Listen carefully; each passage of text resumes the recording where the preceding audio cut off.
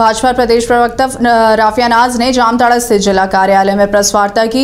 उन्होंने कहा कि कांग्रेस का जो प्रोटोकॉल है महिला अपमान का, उसे धरातल पर लागू करने का कार्य इरफान अंसारी बखूबी कर रहे हैं। ठीक उसी प्रकार जैसे 10 अक्टूबर 2017 को बड़ोदरा की रैली में उन्होंने राष्ट्रीय संवेदक संघ की बहन बेटियों के वस्त्रों पर अभद्र टिप्पणी की थी। उन्होंने इरफान अंसारी द्वारा सीता सोरेन को लेकर की गई टिप्पणी पर तंज कसते हुए कहा कि इरफान जामताड़ा की सीता चुनाव में इरफान का अंत करेगी। हम सभी को याद होगा कि किस तरीके से राहुल गांधी ने बड़ोदरा की वो रैली थी और उस रैली में महिलाओं की धज्जियां उड़ा दी थी।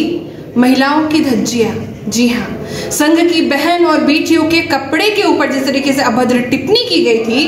और आपको याद होगा रेणुका चौधरी जी जो कांग्रेस की वरिष्ठ नेत्री है, ठीक उसी कांग्रेस का प्रोटोकॉल के इरफान अंसारी इस जामताड़ा में ला करके चला रहे हैं।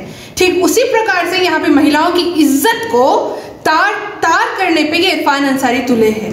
ठीक उसी प्रकार से वो कांग्रेस के हर एक नेता झारखंड में आकर के यहाँ की बहन और बेटियों का अपमान कर रहे हैं। जिस प्रकार से आपको याद होगा कि सीता सोरेन जी को क्या कहा गया था, रिजेक्टेड माल। तो मैं कहना चाहूंगी कि जिस तरीके से एक नेता जो नेतृत्व करने के लिए आगे आता है, इरफान अंसारी, वो एक बेटी को रिजेक्टेड माल कहता है, तो क्या उसको जामताड़ा की जनता उसको एक्सेप्ट करेगी या रिजेक्ट करेगी? ये तो जनता बखूबी जानती है कि जो इंसान महिलाओं की इज्जत नहीं कर सकता उसको राजनीति में भी रहने का कोई अधिकार नहीं है। इरफान अंसारी ने मतलब मेरे ऊपर भी अभद्र टिप्पणी की थी। मैं भी तो एक घर की बेटी हूँ, मैं भी तो एक किसी की बहन हूँ, मेरी भी तो माँ है, मेरे भी तो पिता है, और जैसे कि मेरे लिए पूरा झारखंड मेरे लिए परिवार है। तो इरफान अंसारी ने ना आदिवासी बेटी को छोड़ा, चाहे वो सीता सोरेन जी हो, और वो कहते हैं मुसलमानों की हितैषी। आपने देखा ही होगा वीडियो में कि किस प्रकार से वो मेरे पहनावे में भी जिस तरीके से अभद्र टिप्पणी करते हैं। मैंने अभी तक 52 स्वर्ण पदक जीता है, 5 राष्ट्रीय पुरस्कार, 1 अंतर्राष्ट्रीय पुरस्कार जीता है। मैंने झारखंड का नाम रोशन किया, और जब मैंने झारखंड का नाम रोशन किया उसको इरफान अंसारी इस तरीके से अपमानजनक टिप्पणी कर करके सोच रहे हैं कि वो मुसलमानों की हितैषी बन रहे हैं। मैं भी मुसलमान समुदाय से आती हूँ, तो वो किस प्रकार से मुसलमानों के लिए हित की बात कर रहे हैं? वो किसी प्रकार से ना वो आदिवासी भाई बहन के हैं, ना वो मुसलमानों के हैं, ना वो हिंदू के, वो सिर्फ स्वयं के हैं। वो सिर्फ खुद का देखते हैं, खुद का भला देखते हैं, इसलिए वो सिर्फ और सिर्फ कांग्रेस के ट्रेंड को झारखंड में ला करके रख दिए हैं और यहाँ पे बहन और बेटियों का अपमान कर रहे हैं। आपको याद होगा कि कंगना रनावत जी का कंपैरिजन उन्होंने सड़क से किया था, और मेरे वो संस्कार नहीं है कि मैं वो शब्दों को फिर से दोहराऊं जिस तरीके से उन्होंने सड़क को कंगना रनावत जी से कंपेयर किया था। इसके साथ साथ कुछ दिनों पहले का भी इरफान अंसारी का बयान होगा, आपको याद, उन्होंने क्या कहा था, कंगना रनावत जी झारखंड में आएंगी तो मैं उनको गले लगा लूंगा। तो आप सभी मतलब जामताड़ा की जनता ये तय करेगी कि क्या ऐसे नेता को आप लोग वोट देंगे? क्या आप ऐसे नेता के लिए आप वोटिंग करने जाएंगे जो इरफान अंसारी कहते हैं कि हमारे क्षेत्र में अगर, हमारे झारखंड में अगर कंगना रनावत आएंगी तो गले लगा लेंगी? कल का क्या उनका ठिकाना है कि अगर झारखंड में अगर वो जामताड़ा में अगर आप उनको वोट देते हैं और कल को अगर वो जीतने वाले तो है नहीं, अगर वो जीत भी जाते हैं तो अगर आपके घर में भी बहन और बेटियां हैं और घर में बहन और बेटियों को अगर वो गले लगाते हैं तो क्या आप बर्दाश्त करेंगे? क्या जामताड़ा की जनता बर्दाश्त करेगी? कतई नहीं बर्दाश्त करेगी, क्योंकि ऐसे नेता बहुत बड़बोले नेता है और इनको मजा चखाने की बहुत जरूरत है। जिस नेता के ऊपर आप देखेंगे इतने सारे क्रिमिनल केसेस है, क्या इनको हक और अधिकार है जनता का प्रतिनिधित्व करने का? क्या ये झारखंड के जामताड़ा का भविष्य लिख सकते हैं? अगर ये लिखते हैं ना जामताड़ा की जनता का भविष्य, तो आज जामताड़ा शिक्षा के लिए जाना जाता, आज जामताड़ा महिला सुरक्षा के लिए जाना जाता, आज जामताड़ा अच्छे स्वास्थ्य के लिए जाना जाता, ना कि आज जामताड़ा साइबर क्राइम के लिए जाना जाता। तो ये दुर्भाग्य है जामताड़ा का, क्योंकि इन्होंने तो लूटा जामताड़ा को। इसी बड़बोलेपन की वजह से पता नहीं है इरफान अंसारी अपने आप को क्या समझता है, इसको तो जामताड़ा से धक्के मार के बाहर निकालना चाहिए, क्योंकि जिस तरीके से जामताड़ा में भी महिलाएं सुरक्षित नहीं है, यहाँ घुसपैठ के मामले बढ़ रहे हैं, महिला असुरक्षित है, तो इनको तो कौम की आवाज बननी चाहिए, मुसलमान कौम की। क्योंकि घुसपैठियों से ना केवल किसी एक संप्रदाय को, सभी संप्रदाय, सभी पंथ को खतरा है, क्योंकि हमारी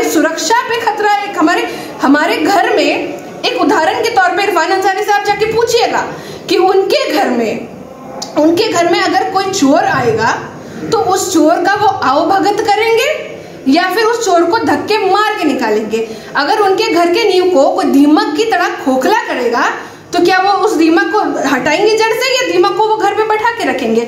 तो ठीक उसी प्रकार से इनके जो नेता है इरफान अंसारी, जिनको अपना नेता मानते हैं मीर नाजिर जी, वो क्या कहते हैं कि वो चाहे घुसपैठी हो उनको भी वो सिलेंडर मुफ्त में देंगे, उनको भी वो सिलेंडर मतलब सिलेंडर मुहैया करवाएंगे। तो ये किस तरीके का इरफान अंसारी और कांग्रेस ट्रेंड चला करके रखी है? आपने तो झारखंड को बर्बाद करके रख दिया इरफान अंसारी, क्योंकि आपकी वजह से यहाँ पे बेटियां डर रही है कि मैं अगर जामताड़ा जाऊंगी तो पता नहीं इरफान अंसारी फिर मुझे क्या बोल देंगे। कभी मुझे बोलते हैं घर पर रहने के लिए, कभी सीता सोरेन जी को रिजेक्टेड माल कह देते हैं, कभी हमारी इतनी बड़ी अभिनेत्री को कह देते हैं। तो ठीक, ये इरफान अंसारी को अब जामताड़ा की जनता जवाब देगी, क्योंकि झारखंड सरकार तो ऐसे बड़बोले नेता को पता नहीं कैसे गले लगा करके बैठी, मुझे समझ से परे है, और लगाएगी भी क्यों नहीं। झारखंड में तो महिलाओं को खून खरीदना पड़ रहा है। ये आपको याद होगा कि किस प्रकार से जैना मोड़ में एक बहन को 6,000 रुपए में, गर्भवती बहन को 6,000 रुपए में ये झारखंड सरकार ने खून खरीदने के लिए मजबूर कर दिया। आपको याद होगा ये जो निकम्मी झारखंड की सरकार है, ये निकम्मी झारखंड की सरकार बात करती है यहाँ की डेवलपमेंट की, और डेवलपमेंट के नाम पे यहाँ पे 2020 में आपको याद होगा कोरोना का काल, मुफ्त में कफन बांट रहे थे ये लोग। पर मुफ्त में कफन बांटने के एवज में अभी क्या कर रहे हैं? अभी हमारी एक बहन को एक आदिवासी बहन को अपने लाश मृत शरीर को छुड़वाने के लिए क्या करना पड़ा? घर का पूरा सामान बेचना पड़ा।